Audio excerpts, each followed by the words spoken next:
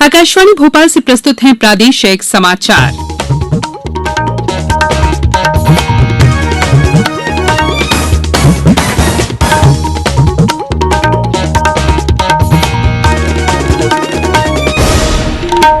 नमस्कार, समाचारों के साथ मैं संयुक्ता बैनर्जी। पहले मुख्य समाचार। सीबीएसई की 10वीं और 12वीं बोर्ड के बकाया विषयों की परीक्षाएं नहीं होगी। सरकार ने सभी प्रकार के आयकर रिटर्न जमा करने की समय सीमा फिर बढ़ाई। प्रधानमंत्री नरेंद्र मोदी 28 जून को आकाशवाणी के जरिए करेंगे मन की बात। और वर्चुअल रैली में भाजपा के राष्ट्रीय अध्यक्ष जेपी नड्डा ने बताई केंद्र सरकार की उपलब्धियां। अब समाचार विस्तार से। केंद्रीय माध्यमिक शिक्षा बोर्ड सीबीएसई ने आज उच्चतम न्यायालय को बताया कि पहली से 15 जुलाई तक निर्धारित 10वीं और 12वीं कक्षा की बकाया परीक्षाओं को कोविड-19 महामारी के मद्देनजर रद्द करने का फैसला किया गया है। बोर्ड ने यह भी कहा है कि ये परीक्षाएं बाद में आयोजित की जाएंगी। उच्चतम न्यायालय इस संबंध में दायर याचिकाओं की सुनवाई कर रहा था। सॉलिसिटर जनरल तुषार मेहता ने न्यायमूर्ति एएम खानविलकर की अध्यक्षता वाली पीठ को बताया कि 12वीं कक्षा के विद्यार्थियों के अंकों का निर्धारण पिछली परीक्षा के आधार पर आकलन करने के लिए भी एक योजना बनाई गई है। आईसीएसई बोर्ड ने भी सीबीएसई की तर्ज पर परीक्षाएं रद्द कर दी हैं। प्रदेश में कोरोना का ग्रोथ रेट 1.46% है, जो अन्य प्रांतों से सबसे कम है। वहीं प्रदेश में बुधवार को 6,617 टेस्ट कराए गए। राज्य में टेस्टिंग सुविधाओं में वृद्धि, सोशल डिस्टेंसिंग के पालन और फीवर क्लिनिक के संचालन से वायरस को नियंत्रित करने में सफलता मिली है। भोपाल में कोरोना के 32 नए मामले प्रकाश में आने के बाद इससे संक्रमित व्यक्तियों की संख्या बढ़कर 2,665 हो गई है। वहीं आज तक लगभग 1,900 व्यक्ति स्वस्थ होकर घर जा चुके हैं।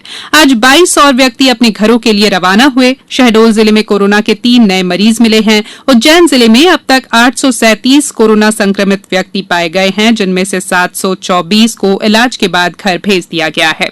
इंदौर जिले में 40 नए मामले आने के बाद संक्रमितों की संख्या बढ़कर 4,507 हो गई है। जबलपुर जिले में 8 पॉजिटिव केस मिले हैं। अब तक जिले में कोरोना संक्रमितों की संख्या 373 तक पहुंच गई है, जिनमें 297 मरीज स्वस्थ हो चुके हैं। शाजापुर के नगरपालिका में कार्यरत कर्मचारी की पत्नी कोरोना पॉजिटिव आई है। इसके बाद स्वास्थ्य विभाग की टीम ने अन्य कर्मचारियों का स्वास्थ्य परीक्षण किया।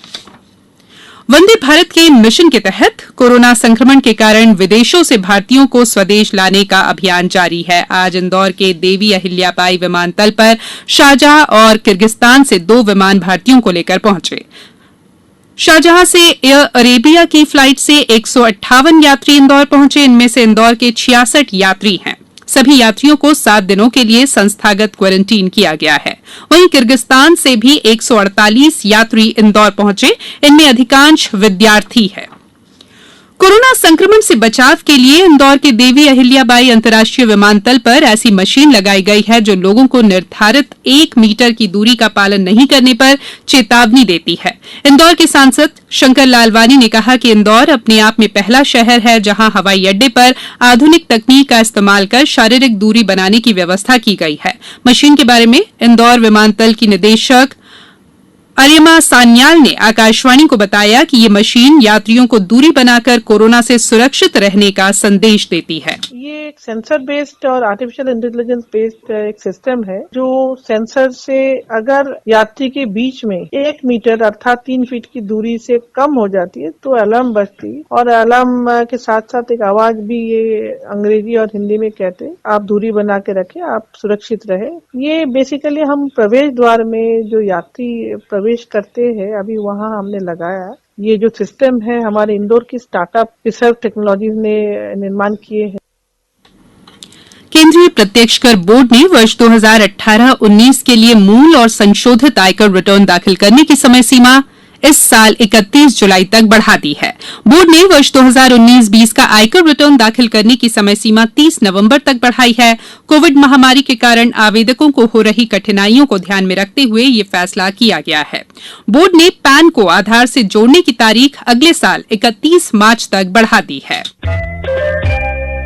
ये समाचार आप आकाशवाणी भोपाल से सुन रहे हैं। हमारे समाचारों को अब आप कभी भी और कहीं भी अपनी सुविधा के अनुसार सुन सकते हैं। ये समाचार बुलेटिन यूट्यूब, ट्विटर और फेसबुक पर AIR न्यूज भोपाल पेज पर सुने जा सकते हैं। इसके अलावा आप हमारी वेबसाइट newsonair.com पर या AIR न्यूज ऐप पर भी समाचार सुन सकते हैं।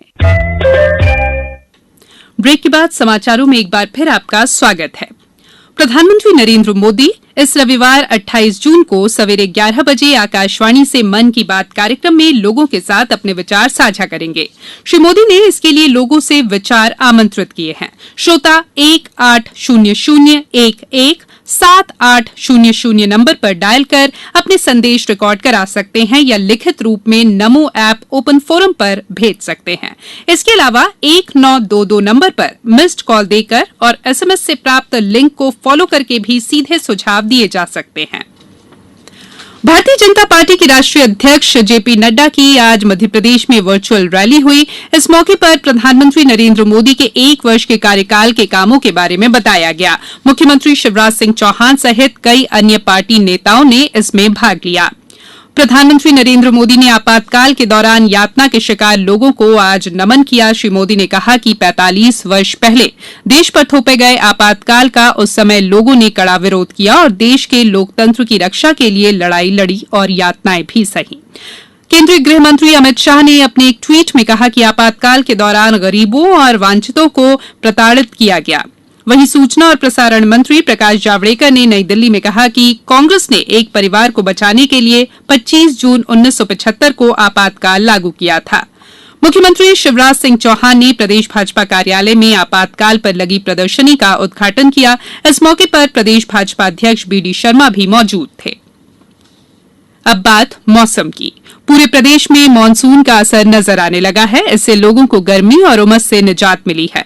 राजधानी भोपाल में भी आज दिन भर बादल छाए रहे और शाम होते ही झमाझम बारिश हुई। अभी तक पश्चिमी मध्य प्रदेश में मानसूनी बारिश नहीं हुई थी, लेकिन कल इंदौर शहर में लगभग आधा घंटा मानसून की तेज बारिश हुई। उज्जैन जिले में भी कल बारिश हुई। वहीं शिवपुरी जिले में भी 2 दिन से रुक रुक कर बारिश हो रही है। रायसेन जिले में अब तक औसत वर्षा 220 मिलीमीटर दर्ज की गई है। शहडोल जिले में बारिश का सिलसिला जारी है। मौसम विभाग ने अगले 24 घंटों में भोपाल संभाग सहित नरसिंहपुर, छिंदवाड़ा, दमोह, सागर, होशंगाबाद और मंदसौर जिलों में तेज बारिश होने की संभावना को देखते हुए येलो अलर्ट जारी किया है। मुरैना के देवरी घड़ियाल अभ्यारण्य केंद्र पर 188 घड़ियालों ने इस महीने आमद दर्ज कर दी है। अब ये नन्हे घड़ियाल अपनी अटखेलियों से पर्यटकों का मन मोह रहे हैं। चंबल के 435 किलोमीटर क्षेत्र के कई घाटों से घड़ियालों के 200 अंडे मार्च के महीने में लाए गए थे। मुरैना के जिला वन मंडल अधिकारी अमित निगम ने बताया कि इको सेंटर में जो रियरिंग सेंटर है हमारा, वहाँ पे हम हर वर्ष 200 अंडे लाते हैं घड़ियाल के चंबल नदी से। इस बार 200 अंडों में से 188 अंडे ठीक पाए गए हैं, तो 188 का हैचिंग हुआ है। लगभग हम 2 या 3 साल तक जो घड़ियाल रहता है उसको हम नदियों में छोड़ते हैं ताकि वो वाइल्ड में सर्वाइव कर सके, खुद खाना खा सके और अपना पॉपुलेशन बरकरार रख सके। इस साल हमने 339 घड़ियाल छोड़े थे चंबल में और 25 छोड़े थे केन और सतलज नदी में और 31 छोड़े थे सोन नदी में। तो इतने हमने घड़ियाल छोड़े हैं। लगभग 2 से 3 वर्ष के घड़ियाल छोड़ते। वहीं श्योपुर के राष्ट्रीय घड़ियाल अभ्यारण्य में भी 700 नन्हे घड़ियालों को छोड़ा गया है। अब कुछ समाचार संक्षेप में। राष्ट्रीय बाल आयोग ने कांग्रेस विधायक जीतू पटवारी को उनके ट्वीट पर नोटिस भेजा है। श्री पटवारी ने बुधवार को बेटियों को लेकर एक ट्वीट किया था। टीकमगढ़ में आज ई सेवा केंद्र शुरू हुआ। इसके माध्यम से अधिवक्ता और पक्षकार घर से आवेदन कर सकते हैं। आगरमालवा में प्रधानमंत्री फसल बीमा योजना के अंतर्गत क्लेम की राशि किसानों के खातों में जमा नहीं होने की शिकायत पर 3 सदस्यीय जांच दल गठित किया गया है। सतना जिले में टिड्डी दलों के नियंत्रण के लिए जिला प्रशासन द्वारा प्रभावी प्रयास किए जा रहे हैं और गुना जिले में वन अधिकार अधिनियम के अंतर्गत निरस्त किए गए सभी दावेदारों के दावे MP वन मित्र पोर्टल पर 30 जून तक दर्ज कराने और निराकरण किए जाने के निर्देश जिला कलेक्टर ने दिए हैं।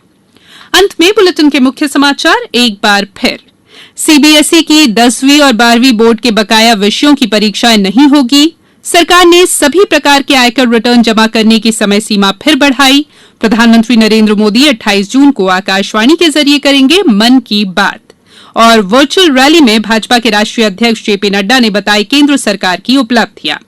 इस बुलेटिन में इतना ही। घर में रहिए, सुरक्षित रहिए और सुनते रहिए आकाशवाणी। नमस्कार।